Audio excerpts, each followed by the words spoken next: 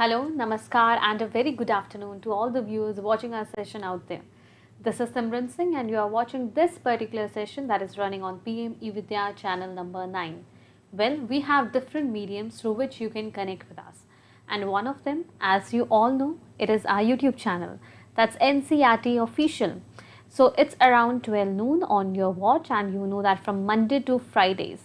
That is from this particular timing for half an hour. We have a special session for all our viewers that is titled as Teaching Learning Interventions for Inclusive Classroom, where we try to raise awareness about inclusive classroom setup.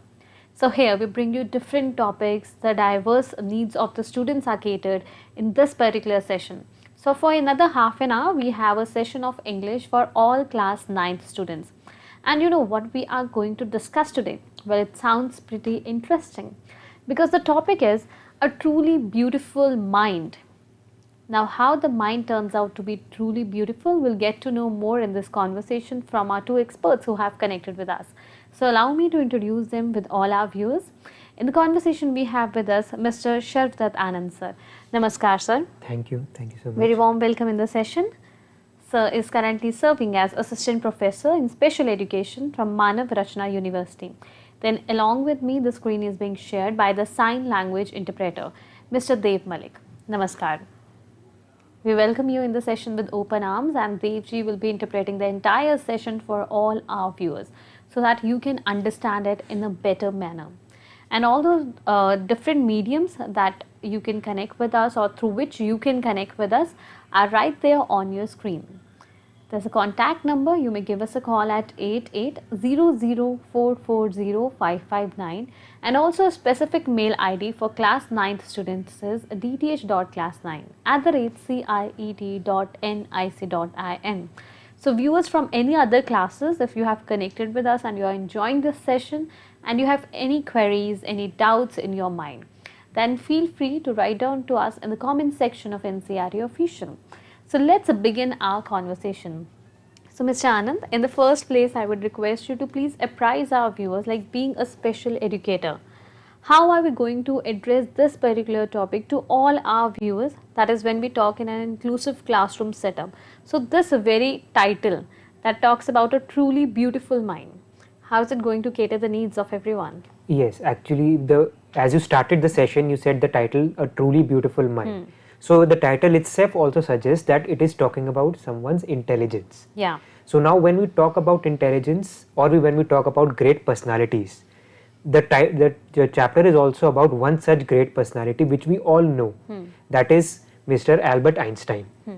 So this story talks about how, facing difficulties, Albert Einstein moved ahead and became such a great scientist. Yeah. So now talking about the chapter specifically, so Truly Beautiful Mind, like there is a photo of Mr. Albert Einstein. So while introducing the chapter, what we can do is that we can ask the students to identify the personality. Yes. What it will do is that it will create a generosity among students that who is that personality. Most of the students know that it is Albert Einstein, but it will create an interest among them to answer certain things, because the chapter is a biography. So students face a little difficulty, they find it a little boring. Yes. So to make it a little interesting, what we can do is that we can ask the students different questions by relating pictures, because what the theories of Albert Einstein are, it is little complicated. So we cannot ask theories to students directly. What we can do is we can just ask simple questions like, what is Albert Einstein famous for? What we can show them different pictures and ask them to identify Albert Einstein's work. So that is a way how we can introduce the chapter. Specifically, if we talk about certain disabilities, such as teaching children with visual impairment. Yes. Because when we project a photo, it will be difficult for them to look at the photo and identify.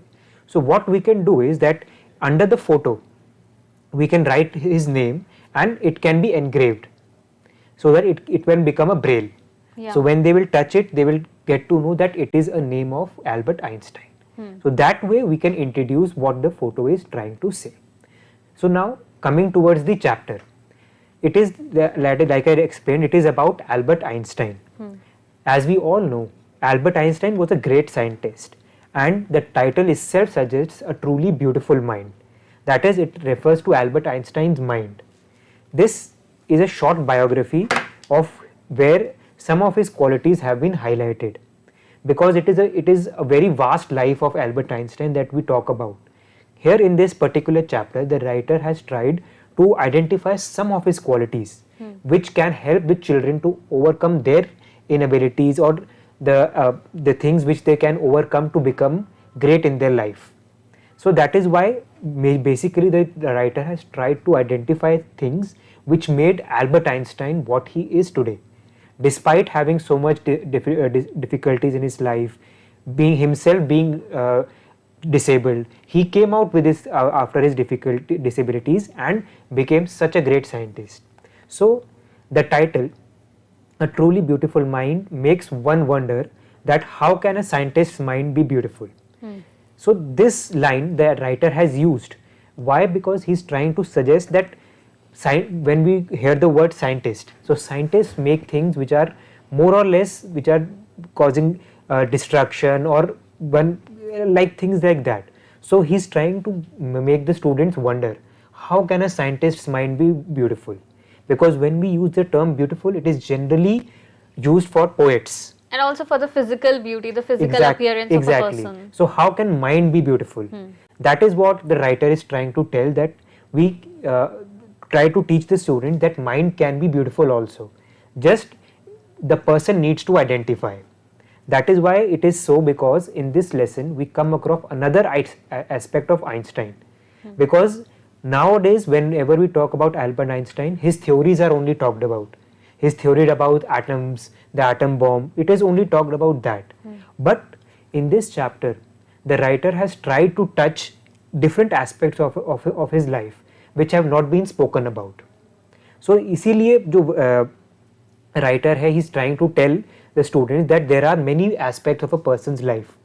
A person does not become great just by the IQ. Just by the IQ. It takes a lot of things to become great or to become successful. That is why he is also referred to Einstein as humanitarian, because initially when Albert Einstein started, he advocated peace, that he wanted peace, even though he made the atom bombs, but he was an advocate of peace. He was against violence, he advocated non-violence, and that is why the title is referring to as A Beautiful Mind, because whatever Albert Einstein wanted to make, it was only for the betterment of the society. So now when the chapter starts, it starts about the early life of Albert Einstein. That is, when he was born, he belonged to Germany, a city known as Ulm. So till the age of 2.5 years, he could not speak. Generally, a child starts to speak when the child turns 1, but Albert Einstein was not able to speak anything till the time he was 2. And when he learned speaking, then also he used to only mimic. That is that he could not speak on his own, or when he used to speak on his own, he would always repeated whatever he used to say. So his beginning was also not very good. That is what the writer is trying to convey. His playmates or his classmates considered him to be boring because he was not talking to them. So the children considered that he is trying to avoid them. So the children in return, they started thinking that he is crazy, or that he does not fit into their environment. So and his mother also started thinking that might be that there is some problem, because Albert Einstein had a very abnormal head size. So at his school also, his headmaster regarded him as stupid and not good for anything, because he could not speak anything. Whatever questions were asked to him, he would not reply back. That is why his teachers at school also, they were of the view that he will not be able to do anything, that he was good for nothing. So that is what the writer is trying to convey, that even though he was not good in studies in school, he could not succeed in school, but still he succeeded. And what he succeeded, that everyone is studying in school nowadays. So that is what the writer is trying to convey, that even though a child might not be good in certain areas, or might not be good in subjects or studies, he or she should go for or should search something that he's or she is good at. That is why when Albert Einstein was 6 years old, his mother made him learn the violin. He could not learn because he did not have good fine motor skills, but later on he learned violin also. With due practice and everything, he became a gifted violinist because he learned the way how music could calm him down. And later on, at the age of 15, when his family moved to Munich, his horizon brightened. He did not feel comfortable by the idea of going to a university, because for him going to university means following rules, but Albert Einstein was against following rules. That is why on completing his school, he joined the University of Zurich, because at the University of Zurich the atmosphere or the environment, according to Albert Einstein, was apt for him and he could adjust in the environment. And there he found a new love for physics and maths. That is where, according to the writer, the journey of Albert Einstein, the great scientist, started. There he met a fellow student whose name was Mileva Merrick. She was equally intelligent and even cleverer than Albert Einstein. Later on, they got married also. They had 2 children also, but their marriage did not survive. And later on, when we talk about his education, because in this the writer is trying to convey us those points which are not seen today or not talked about Albert Einstein in today's time. So after completion of his education, Albert Einstein worked as a technical expert before becoming a full-time scientist. So, and he was working in a patent office as a clerk. But there also he had some interest in science. So after working hours, he worked secretly on his ideas, on his experiments. But he did not succeed at one go. It took a lot of time. That is what the writer conveys in this paragraph also, that even though his interest was in some other work, but he did not give up. He tried everything so that he could be busy. He was not sitting idle. That is what the writer is also trying to say, that till the time we find our zeal, till the time we find our interest area, we should keep going. And like Einstein found his interest, we will also find our interest. So gradually and finally in 1915, he published his first paper, which was a world famous paper on the theory E is equal to mc square, which is till date the most famous theory of Albert Einstein. So he also published a paper on theory of relativity, because of which Albert Einstein became so famous. And then when we talk about his later life, when he became famous, then also he was not very happy with his life, because all he wanted was to do something good or something better for the humanity. That is why he started to studying solar eclipse, because he wanted to make something out of it. So in 1933 he migrated to USA in search of making something new, because at that time the World War had started. So as I had told earlier also, Einstein was against violence. So what he thought was that if he shifts to US, there will be less violence and his idea of life will be more, he will be able to find meaning to that there. So and other reason was that he was against the idea of Nazis. But as he moved to USA, his ideas were all there also. His ideas were, he was not able to totally fulfill his ideas. What happened was that his research, his ideas on atom was used in a different way. He created what was known as the atom bombs later, and that is what the American government used on Hiroshima. And there he decided that his intelligence or his findings were used in a thing which he was totally against from the beginning. So at that point, Albert Einstein decided to leave everything. And when in 1945, the writer talks about when the atom bomb was dropped on Hiroshima, Nagasaki. So he decided that it was not the thing that he wanted. So at the go of it, he stopped every research in USA and he decided to live a life of peace. So he decided that his research or his actions or whatever he is doing for science will not be used for destruction.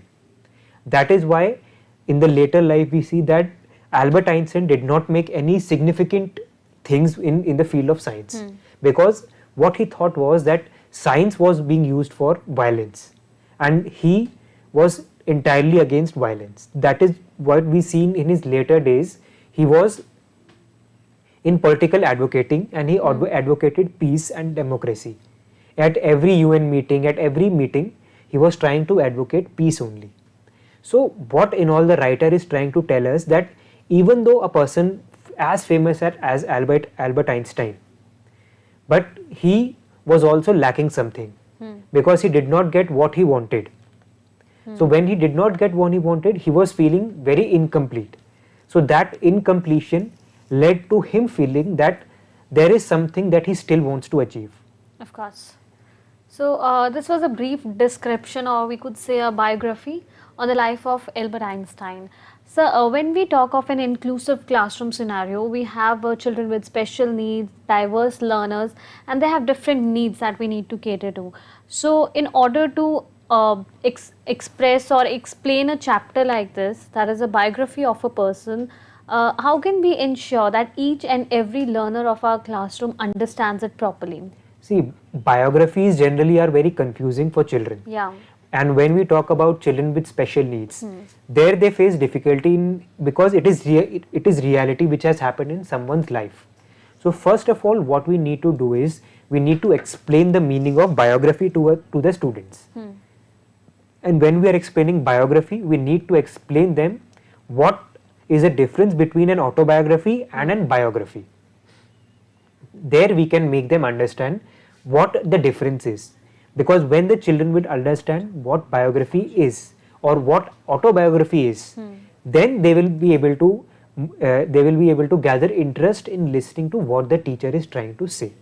And as we are talking about inclusive classrooms, for teaching biographies, if we try to adapt more activities, it is difficult to adapt activities when we are teaching biographies, but if we try to adapt more activities, like in this chapter it is related to science. So before introducing, if the teacher tries to do some activities, or the teacher can bring the science teacher with him and they can perform some activity, what that will do is that it will generate an interest of the students, and they will then try to identify themselves, or they will look forward to learning more about that chapter. Of course, sir. And also, sir, I think biographies teach us a lot. Like the good and the bad areas of someone's life, it helps us in knowing, and also a kind of exhibition, like what we need to gather or take from them in our life and what not. So in a way, it is also interesting and important as well to know about the different kind of personalities who have done some wonders for this entire human population. So sir, as we were discussing about this chapter on Albert Einstein, his biography, so right on the screen our viewers can see that there's a real life picture of Albert Einstein that you have just used in the beginning, like the initiation of the session. So sir, when we are studying in an inclusive classroom, is it fine to use real life pictures? Will it be helpful, or should I ask you, is it the right approach for everyone? Yes, see, this question is very important, because generally when we are teaching children with special needs, we try to use things which are not in real life to an extent, but here we are talking about a real life person. So it will be better that we use real life images. So the students are able to identify that yes, this is Albert Einstein, this is how he looked like, because they are studying about him in their textbooks. And when they will see, oh, yes, Albert Einstein looked like this, or a person in the biography looked like this, they will have a new interest. Like that these famous personalities also had pictures. So it will create an interest among students. And it is also seen that when we show pictures to students, they try to learn more. They try to pay attention in class more, because if we are only talking about text, then it will become monotonous or it will become boring after a time, and students will start to ignore the chapter. So it is better that we introduce pictures in between also, so that the students are able to identify what they are exactly reading about. That is why use of pictures is very important. So sir, in a diverse classroom scenario, which is specifically mentioned as inclusive classroom setup, so we have all kinds of students, then we also have certain slow learners. So at times what happens is, as compared to the other student in the class, the one who is a bit slow learner in catching up the concepts, so they feel infuriated, and they also feel like low in confidence and not being able to gather the courage to stand up or just ask, ma'am, should I answer this? So how can those students be made to understand this concept of self-faith, self-confidence, self-love within themselves? See, for this thing, the first thing that the teacher himself has to learn is to keep patience. Yeah. Because the students, they learn according to their level. If the student is asking something again and again, the teacher should firstly be patient, and then he should answer the question of the child, and then he should try to explain her that even though the child is facing difficulty in anything, he or she should wait. He or she should give time to everything, because everything cannot be learned in a go. Learning something takes time. That is what the teacher needs to explain to the students. And when the students start to learn this, or when they are with this teacher, the teacher will see the difference in the students. So it's a collaborative effort on the end of teachers, students, as well as students, and also parents. Exactly. Right? Okay, so very beautifully sir has demonstrated this entire story for all our viewers, have explained the different areas and the life, particularly the important areas that are pertaining to the life of Albert Einstein. So here are certain keywords on your screen, just have a look once. So the first keyword on our screen is freak.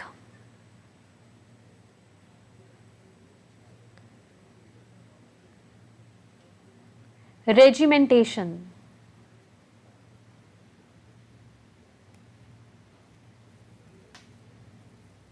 Stifled. So in order to understand how well our students can comprehend the entire concept regarding life of Albert Einstein, I would request you to please also give them a homework so they can send in their answer sheets to us. Sure. So basically what I have done here is, we have firstly we have general questions. So these are the questions which are there in the back exercise of the chapter. So these are three questions, but in the next slide I have shown the homework modification. So what we can do is that for those same questions, we can give them a question like this: write one word answer for the following questions. So earlier what the question was that, what did Einstein call his desk drawer patent office? Now what we can do is, who had these opinions about Einstein? So like the question is, he was boring. So the student will write one word that he was boring. The answer is his peers. So in one word the answer is given. Likewise the second answer, he was stupid and would never succeed in life. So this also has one answer, one word answer. This what this activity will do is that it will create a generosity among students, that it is not a very long answer. The student will try to attempt these answers, and it will make them learn also how to counter an answer in examinations. Alright, so all our students can take a note of these slides. Like the first one is the homework slide, and we have 3 questions for our viewers. That is, what did Einstein call his desk drawer at the patent office? Why? Why did Einstein write a letter to Franklin Roosevelt? And the third one is, how did Einstein react to the bombing of Hiroshima and Nagasaki? And the modified homework would be, the first one is, who had these opinions about Einstein, and there are 3 options right there in front of you. The second one is, explain what the reasons for the following are. So you can either capture screenshots, or also if you have a pen and copy in your hand, then you can note these questions down. And we also have a homework submission format for all our viewers. Just have a look once. Here is the name of the student. After your name, it's the class, like it's the session for class 9th students. But as I mentioned in the beginning of this session, if you are from other classes as well and you are willing to submit your answer sheets, then feel free to write down to us at dth.class9@ciet.nic.in. Then it's your school name and your address, the expert and the teacher name. In the conversation today we have with us Mr. Sharf Dutt Anand sir and also a sign language interpreter Mr. Dev Malik. And then right on your screens, the next one is the date of the session. So today is 22nd of September 2022, and also your photograph. It's completely optional, but we would be very happy if you attach your photographs along with your answer sheets. So sir, thank you so much for being a part of this conversation, apprising our viewers about the life of Albert Einstein. And also I would like to thank Dev Malik for being a part of this conversation with us and interpreting this entire session so beautifully for all our viewers so that they can comprehend it easily. So thank you to all the viewers who have connected with us in this conversation. Stay connected, don't go anywhere, keep watching PMeVIDYA channels. We'll be right back within the next 1 to 2 hours. So stay connected to NCRT. Namaskar.